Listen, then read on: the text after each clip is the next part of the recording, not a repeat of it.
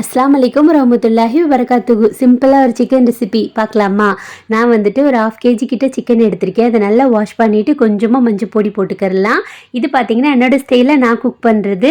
பிடிச்சா ட்ரை பண்ணி பாருங்கள். அப்புறம் ஒரு ஸ்பூன் மிளகா பொடி, இதோட பார்த்திங்கன்னா கரம் மசாலா, பட்டை, ஏலக்காய், கிராம்பு, சோம்பு, மிளகு எல்லாம் ட்ரை ரோஸ்ட் பண்ணிவிட்டு இந்த மாதிரி பவுடர் பண்ணி வச்சுருக்கேன்.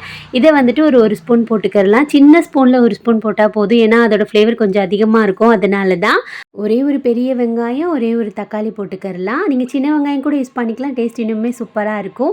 இப்போ கொஞ்சமாக இஞ்சி பூண்டு பேஸ்ட் போட்டுட்டு, இது வந்துட்டு 1 பாட்டில் செய்கிறது தான். நம்ம எமர்ஜென்சிக்கு கூட நீங்கள் ட்ரை பண்ணி பாருங்கள். தேவையான அளவு கல் உப்பு. இதில் வந்துட்டு நம்ம எண்ணெய் எதுவும் சேர்க்க போகிறதில்ல. கார்லிக் பட்டர் இருக்கும்ல, அது வந்துட்டு ஆட் பண்ணிக்கிறலாம்.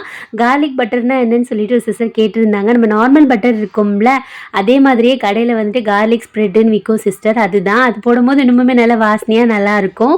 கொஞ்சமாக தயிர் ஊற்றிட்டு நல்லா மிக்ஸ் பண்ணிவிட்டு அடுப்பை ஒரு மீடியம் ஃப்ளேமில் வச்சுட்டு நம்ம பாட்டுக்கு நம்ம வேலையை பார்க்கலாம். இது வந்துட்டு ரொம்ப டேஸ்ட்டாக இருக்கும். ரொம்ப சிம்பிளான ரெசிபி தான், கண்டிப்பாக ட்ரை பண்ணி பாருங்கள். நம்ம தண்ணி எதுவும் ஆட் பண்ண தேவையில்லை. சிக்கன் கொதிச்சு வரும்போது இந்த மாதிரி தண்ணி விடும். கொஞ்சம் நல்லா தண்ணி வற்றி வந்ததுக்கப்புறமா மிளகு, ஜீரகம், சோம்பு அது 3மே பவுடர் பண்ணி வச்சுருக்கோம். அதை ஆட் பண்ணிவிட்டு நல்லா மிக்ஸ் பண்ணி விட்டோன்னு வைங்களேன், சூப்பரான கார்லிக்கு பட்டர் சிக்கன் வச்சுக்கிறலாம். இல்லை கார்லிக்கு பட்டர் பெப்பர் சிக்கன் வச்சுக்கிறலாம். பேர்லாம் நம்ம வைக்கிறதெல்லாம் இருக்குது, டேஸ்ட்டு தான் நமக்கு முக்கியம். கண்டிப்பாக ட்ரை பண்ணி பாருங்கள்.